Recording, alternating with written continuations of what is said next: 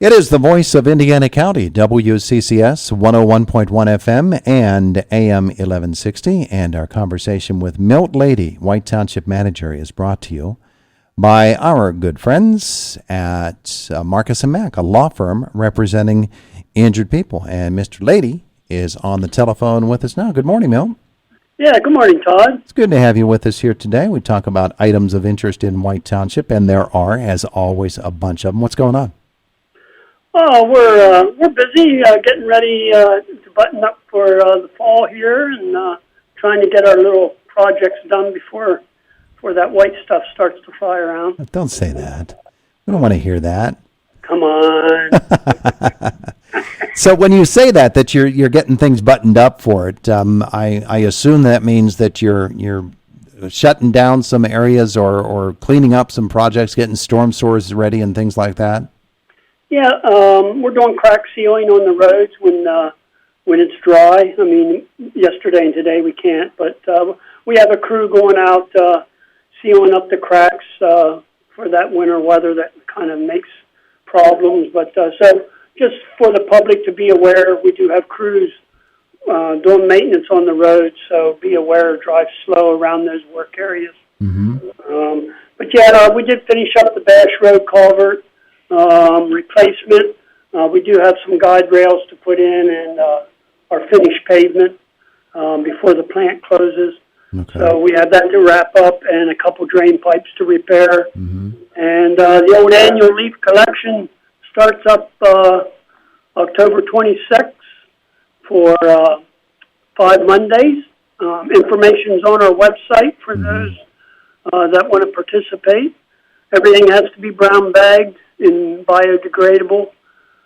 So we come around Monday mornings and pick those up as long as all the bags are out by the roadside. Uh-huh. And people know where to get the bags, right? Yeah, pretty much all the big stores have them. Mm-hmm. Lowe's, some of the supermarkets. Obviously, you can get them online. I think ICS down on old 119 has them also. Yeah. Okay. So that's what's going on with the roadways, and I'm sure you're working underneath the roadways as well, aren't you? Oh yeah, we're doing some drain work, stormwater repairs. Although we don't want to get into any major excavation now that fall is hitting us. But little stuff here and there. Mm-hmm. So you've got some sanitary sewer work too? We do. We did have a contractor a couple weeks ago finish up lining 6,000 feet of sanitary sewer main lines. That went very well. We were happy with the results there. And our workers are doing restoration on a lot of the sites that they worked on this summer where they were repairing connections from laterals that had been disconnected and never properly secured. Mm-hmm. So we had leakage coming in. So we recapped those and cleaned them up. Now we're coming back and planting grass seed and doing some pavement touch-up work to make them look pretty. You know, give me an idea, Milt, how many properties are involved in that? Because I think that sometimes we lose sight of how extensive some of this work is that must be done. When you have years and years of consideration here and systems break down and things change underneath the ground and everything, and so when you're doing work like that, how many properties were involved? We did 30 sites this summer where properties, either houses have been torn down or they no longer used an old sewer line and they just never really capped it properly. Or it was old terracotta that had broken apart and it just was never repaired correctly. Yeah. So when we do all this camera work, these are the problems we encounter. So we mark them, locate them, and then come back in and make those repairs. So it's just an ongoing process. We're not even near done. Oh, yeah. But we tried to hit the heavy hitters, the heavy areas that had problems this summer. Do you put the cameras away for the winter then? Oh, absolutely not. No? They'll be out working all winter long. Obviously, if it's real bad, they wouldn't. But we can be out there doing that work pretty much throughout the winter. Mm-hmm. My guys might not like to have heard that. Your guys, that's all right. That gives them They're something. tough. They're tough workers. Gives them something to do. Hey, Milt, last week the Wayne Avenue Multimodal Transportation Plan was updated. PennDOT held this event. White Township involved. What were some of the takeaways from that? Yeah, it was interesting. It was 3 long days. Some of the meetings were virtual. You could go to the KCAC to participate, but a lot of people called in, and they looked at most of the intersections all the way from Indian Springs Road intersection all the way up to Philadelphia. They gave ideas on how we can improve pedestrian and bike connections at each of the intersections, how to make the intersection safer with turning lanes and maybe medians in the middle, or adding a turning lane, adding buffers between the bikeway and the roadway. Mm-hmm. So some of that was safety-minded, some of it was adding lanes. They looked at a lot of the points of interest, like Mac Park, more connectivity to IRMC. Obviously, IUP is a big connector. So those ways to get people to make that more attractive to enter those facilities. Also, they looked at businesses along the corridor, how they can make them more inviting.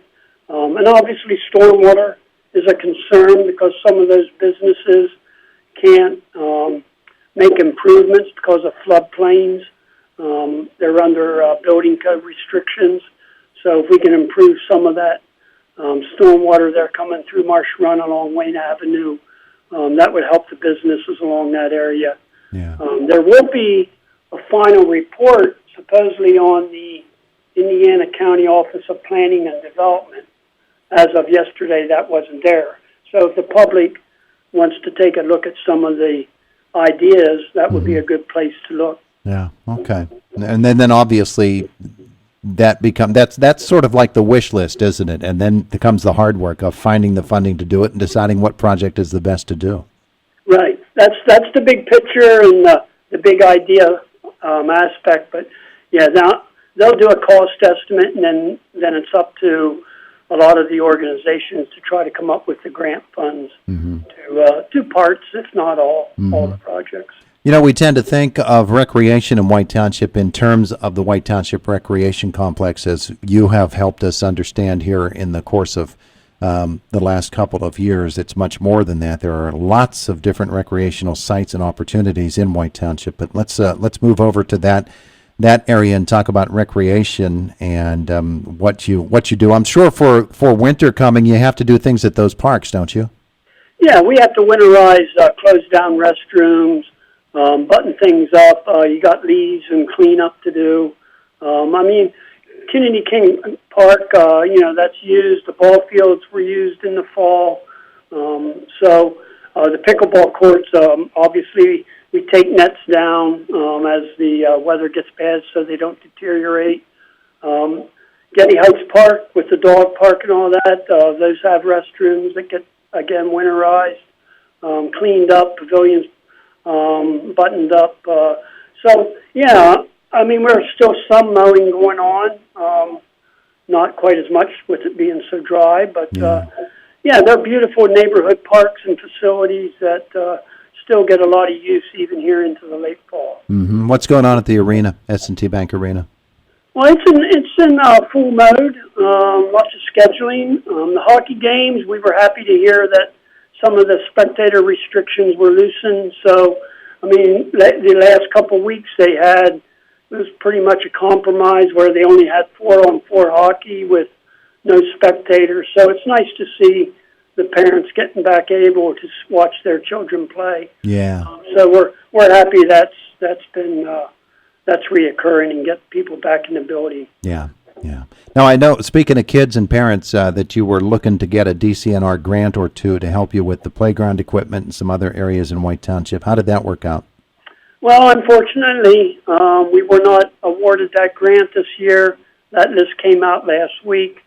So we'll try again. That's not unusual because we just did finish up the arena renovation grant, and Our past history has shown if you got a grant that's not quite buttoned up, they don't typically award you another one. So we'll try again next year, and typically the second time we apply, we're pretty successful. So we'll keep our fingers crossed with that. Yeah. I will put a shout out. There is a drive-through flu shot clinic. You had advertised that last week at the rec complex. Yeah, Mrs. Lady told us all about it, and she said you weren't very nice about it, but I'm just saying. Oh, come on. Yeah, so that's on Wednesday the 21st, so we're helping to sponsor that event with BNA, and we're glad we can do that for the community. Obviously, County EMA gave us the BNA assistance and also aging services is part of that. So good opportunity. That's open to everybody in the community that can participate. It's a drive-in. You don't have to get out of your car. So that's pretty sweet. Yeah, there you go. There you go. All right, wrapping things up with Milt Lady here. Supervisors will meet tomorrow night. I'll ask you about them in a second, but let's start. You got Planning Commission tonight, right? We do. We're presenting our new comp plan draft to that commission for their review. The committee did a really good job. It's been a work in progress for about a year, so they'll get the opportunity to review and make comments. And we have one final site plan up for review on Missouri Road, and that's at the Vendor Convenience Store. They're looking to reopen that, do some remodeling. So I think the community down there is looking forward to that. And we have two final minor subdivisions up for approval. This is the budget, the beginning of the budget season. I'm sure the supervisors are keeping an eye of interest on a lot of items, and you're looking for departments to submit their wish list too, right? We are. I'll put all of that together and present that to the supervisors. Obviously, we're concerned about some of the tax base, even though we don't have a property tax. We do have earned income and things like that. So obviously, we may have to tighten our strings a little bit to make it work, but we've always have a balanced budget and seem to get the things done that we need to. So it's just a process. Maybe a little harder this year, but we'll persevere. Anything else supervisors will be looking at tomorrow night? No major items on the agenda. I guess afternoon, huh? Oh, yes. It's in the afternoon at 1 o'clock. So that's kind of a change from the last several meetings, but you never know. Things come up. Yep, they do. Milt Lady, White Township Manager, thanks so much for spending some time with us, helping us understand what's going on within the township. We appreciate it. Have a great day. Yeah, my pleasure. Everybody stay safe out there. It is the voice of Indiana County. WCCS 101.1 FM and AM 1160. Coming up, Fox News at the top of the hour. We will follow that, of course, with news from our WCCS newsroom with Josh Woodison, and then a complete look at sports as well. It's look at sports as well. It's look at